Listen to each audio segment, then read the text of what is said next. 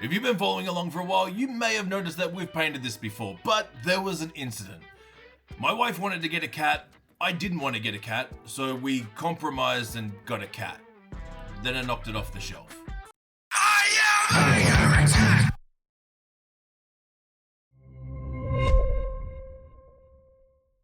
Straight off the bat, there is going to be a lot of airbrushing in this video. And I know there is a common thought that every cool painting video you need an airbrush to do something with, and that you may feel like there is a lot of content there for airbrushes, but there just isn't. At least there's not a lot of stuff in what we're going to be covering today. And this bust by Mako Vice is about 7 inches big, and I wasn't about to do that with a brush. So if you've wanted to up your airbrush game, this is probably going to be the video for you. And if you're a traditional hand brush painter, I don't know, check out the eyes or something. As is customary in my home village, we're going to start with a base layer of Terrestrial Titan. And here's where your first little fun fact about painting with the airbrush comes in. Because the paint is so heavily thinned down, and then of course it's being atomized in an incredibly fine mist, there is a level of transparency with airbrushing. So just like working with any other thinned down paint, it can take a few layers to build up that full transparency and full saturation. Which is why I like using the Army Painter Fanatic paints with the airbrush, because it already has a rock solid coverage. It's also another reason I like starting from a black primer, because those very subtle variations can help setting up some shadows. Which is exactly what we're going to start doing here with Diabolic Plum. At this point, we should all know what a zenithal highlight is, and the urge to spray from a top-down direction because that's where our light is coming from is pretty valid, but we can change that just a little bit and create some real magic here. The goal for a zenithal highlight is generally to replicate light directly from the source. If you're into gaming, think along the lines of ray tracing, but what I'm actually doing here with the Diabolic Plum is intensifying the shadow. So we want to cover quite a bit of the surface and only leaving the absolute deepest, darkest recesses in that original Terrestrial Titan. But now that we're stepping into Regal Blue, we really are going to start paying attention to the angle that we're spraying from. From here on out, while we are going to be mostly shooting from a top-down angle, we do want to start thinking about the viewing angle, and this part we're actually going to be spraying from top-down to parallel with that viewing angle. And with this model in particular, just like a lot of models, the viewing angle for this one is going to be face-on, looking slightly down. Think about a similar angle to when you're talking to somebody just a little bit shorter than you are. Not so short that you need to fetch them a box to see the urukai, but maybe if your chin was about their forehead level. Spraying from this angle is going to help introduce the idea of light and color and placement, while also keeping all of those shadows and folds that we sprayed in with the purples. This is how we start building up all the dimension in the model. Airbrushes seem to excel in two major areas. One, it is a very soft application, which means easier blending. And two, because that application is directional, we get to play with a few things. Mostly angles. Taking such a big jump up into Aquamarine is where we get to start playing with both of those ideas. The soft application of the airbrush is going to smooth out all of those blends basically on autopilot. Which is why a lot of people seem to think that airbrushes are cheating. And we're going to get to use this idea of auto blending or auto feathering to start building up intensity. A few soft passes with this really starts to bring in the inference of light. But the intensity and opacity that we build with more layers really starts to bring out the shape. And just like in every other video where we start talking about volumetric highlighting, this is exactly the same. This is where our perception of depth comes from. But this is also where the angle that you're spraying from becomes incredibly important. For this arm in particular, there are two ideas that light would be coming from, even though they're coming from the exact same source. From shoulder to elbow, we're spraying all top down so we can catch those folds because the light is coming from above. But because the forearm itself is pointing in a different direction while still hitting that same light, we're going to be spraying it the same idea from the cuff to the elbow. If we were going to spray from the exact same angle for both of these parts, one of them is going to lose the definition of all of those folds. And after laying down 3 colors before it, that's not really something that we want to do. And real quick, when it comes to the collar, we're going to keep it simple and just spray front to back. And now we get to utilize the airbrush's ability to self-blend, and with that, we're going to add luminosity. Up until this point, we've been using the idea of building up from shadow to the color of the material. But bringing in a very soft ice yellow starts to introduce the inference that the light is warm. which is a very subtle way of introducing the idea that the model itself is interacting with its environment. And because of those last layers of Aquamarine being built up with such intensity, there isn't a big contrast jump here. Volumetrically, this is not adding a lot, but using warmer highlights on cooler tones really does bring out some color interest. And again, just like the rest of this video, the angle is incredibly important here. Because all we're doing is adding the environmental factor of light, we really want to pay attention to what is actually getting some. Anywhere that might even infer that that's not being directly touched by light is not getting ice yellow. And even the parts that are getting some are not getting a lot. This is not heavy metal edge highlighting. Every edge is not equal. If you go too heavy on this, it's going to feel like you've changed the color instead of adding an atmosphere.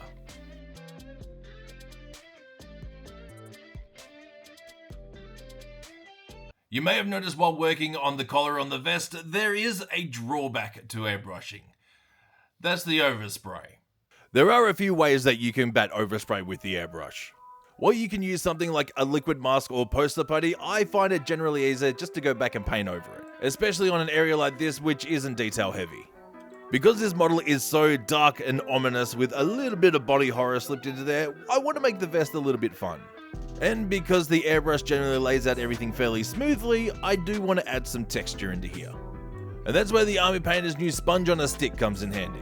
I got to admit, I was not a fan of this thing when it came out. When I was first sent it, I thought this is the stupidest thing imaginable. But I got to admit, I've used this quite a few times with a whole bunch of different models, and I kind of really like them now. We're going to go ahead and assume that this is a woolen vest, which is why I wanted something with a little extra texture. And if you don't have a sponge on a stick or even just a sponge in general, you could just stipple this on with a big old dry brush. The goal here is color and texture. How you get there is really up to you. Just be careful around that airbrush collar, because without going back and spraying the whole thing again, it is not an easy fix. Which is actually a contributing factor of why airbrushes also make you a better brush painter. I can 110% guarantee you your brush control will get better because you're not going to want to go anywhere near those airbrush painted areas. As random as this may seem that I'm just throwing paint across the entire vest, there is somewhat of an idea here. We know that the brain will never relinquish control enough to put something out completely random, which is why instead I'm looking at balance. While this pattern is definitely not symmetrical, it is even on either side, which just means there isn't an abundance of brightness or color on one side compared to the other. On top of the colors that we've laid down with the sponge as somewhat of a base, I have jumped up a few layers in brightness and come back in for each individual color. This just gives it a little bit of depth. It's almost like a highlight inside the sponging. It's going to help build up that texture and maybe just a little bit of depth perception. And because it is so free and wild and all the colors that we've used kind of go together, always have, always will, it doesn't matter if there's a little bit of contamination there on the sponge from a different color. If anything, those little transitions are actually cooler than just normal colors.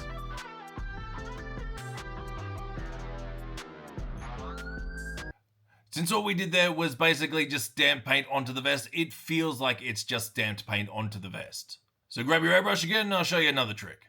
Loaded up in the airbrush is 6 drops of turnbull turquoise and like 2 drops of black paint. And I'm going to use this little mixture to somewhat build a vignette. Since there's a lot of big explosive colors and this pattern itself is fairly big and explosive, we still want to force a little bit of focus towards the face itself. So to do that, we're going to darken down the bottom, and creating this little transitional vignette is really going to help push that focus.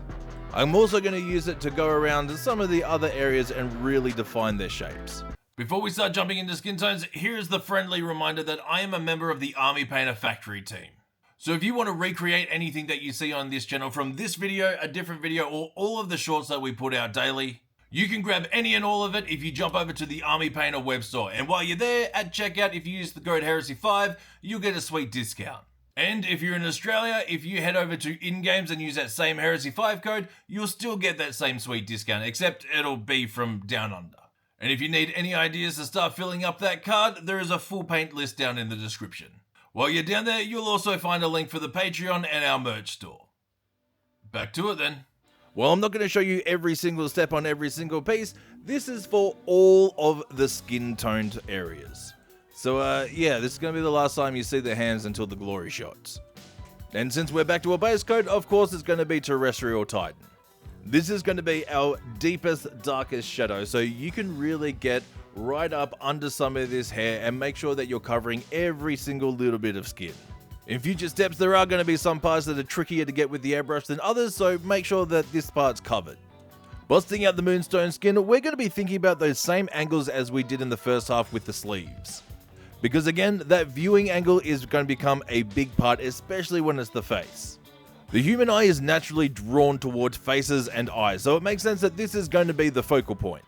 And because the eye naturally goes there, we're going to help it along with readability by pushing the focus towards there just a little bit further. If you're thinking that this color is intensely orange and that orange is not a real person's skin color, you're right, but we're going to do some things. From an incredibly steep angle, we're going to start spraying in necrotic flesh.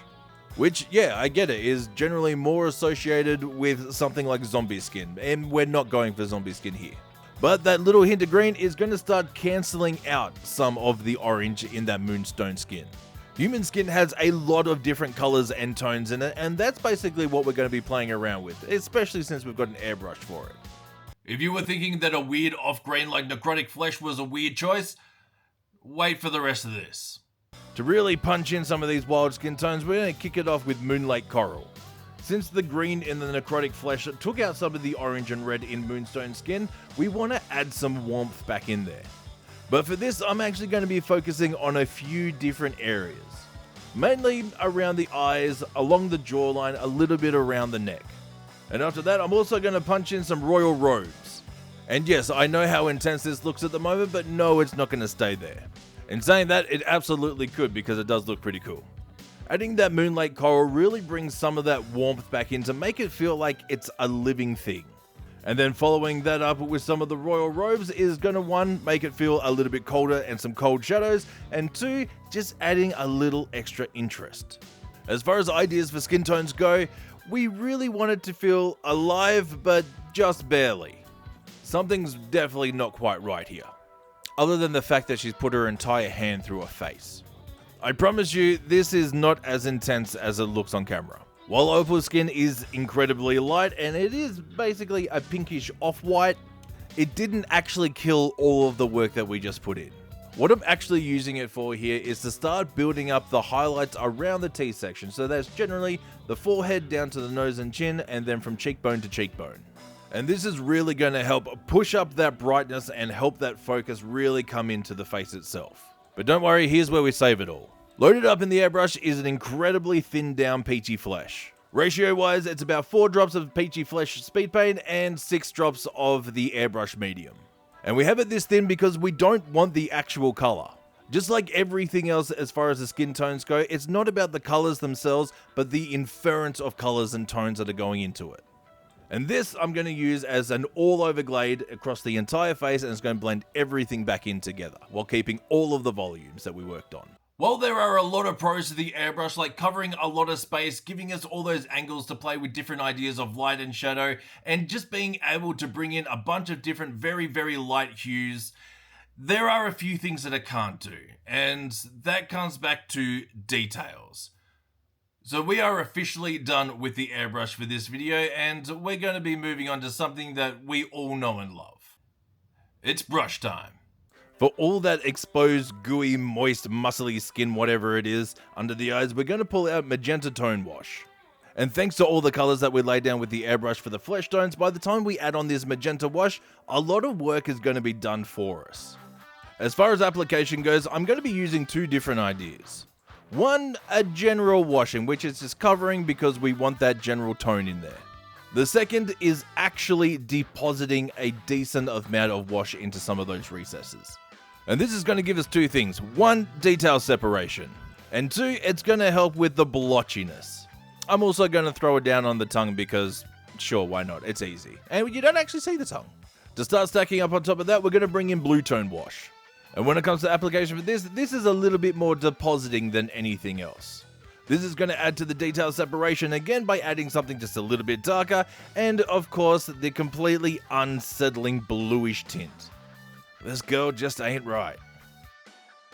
Have you ever accidentally overthinned your paint, overloaded your brush, and then still tried to paint with it anyway and get this big, weird, blotchy layer? That's exactly what we're gonna do. You heard the man, that's exactly what we're gonna do. I'm sure a lot of you have either heard or experienced yourself what happens when you thin down a white or an incredibly light paint too much. We generally try to stay away from it because it kills all the coverage, it goes incredibly blotchy and a little bit chalky, which is exactly what we want. Starting with Grey Castle as somewhat of a base tone and then mixing in just a little bit of white so we can bring up the brightness, I'm going to be using an incredibly thinned down mixture for this. And for the application, I'm not doing smooth brush strokes. This is literally just depositing paint onto the surface. I want that blotchiness to get the really, just terribly milky, gross eyes. I want to sell the idea of some kind of vacant transparentness in the soul. Just don't overload your brush because you don't want it flowing into the recesses like a wash. Speaking of washes, we're going to bring back the magenta tone and the blue tone, because now we're going to start painting some veins onto the eyes, as if they weren't creepy enough already. After a few not so wholesome nights spent with your mother, I've noticed that when eyes roll back, it's generally to the top all the way back, which makes the bottom of the eye just fucking gross. So that's what we're going to be concentrating on. We're going to be creating that really off-settling bluey pink transition into the white. Because this is incredibly thin, because they're a wash, so duh, this makes it a lot easier to build up some layers. So I'm just drawing a lot of little Ys in different shapes. And while we've got that blue tone out, I'm also going to go back around the eyes and really create that detail separation. The key again is not to overload your brush. You don't want it running everywhere. You want the control over where you're depositing paint. There are a lot of people out there that can paint incredibly fine details with an airbrush like Teeth, but not this guy. Alright, we're on the home stretch, so let's punk out some of these details. Now for Teeth, I get it, it's really easy to jump straight to white. But don't do that. This is actually the same mixture that we use for the eyes, just a little bit more coverage, so they're not quite as thinned down. Starting with the base coat of Grey Castle, we're just going to slightly work up, adding a little bit more white into every layer. We don't want this incredibly bright, but we do want them represented as white teeth. Because for some reason, yellow teeth is grosser than like the eyes or the rest of this model in general. And for the lips, this is just a glaze of wicked pink just to give them a little bit of colour. The overspray that you get from an airbrush isn't always terrible, and while generally unintentional, it can work in your favour. I'm going to be honest, I did want to put a lot of work into the hair. It's one of those things where if you have a project like this where you're using a lot of airbrush and everything is incredibly smooth, you really start to notice brush strokes. So instead, we're going to use the overspray from all of those skin tones, and we're going to do a 50-50 mix of Turnbull Turquoise and Royal Robes. This is going to give it that really blue sheen in blue-black hair.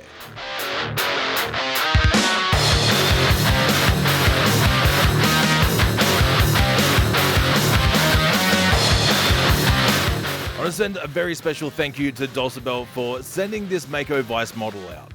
We saw the Mako Vice release, I loved it, and then Dulce just up and ordered it and sent it right here. And of course, there is a link to Mako's website in the description if you want to check them out yourself. As always, a massive thank you to the Army Painter, In-Games, and the best Patreon members in the world. Big love, you filthy heretics.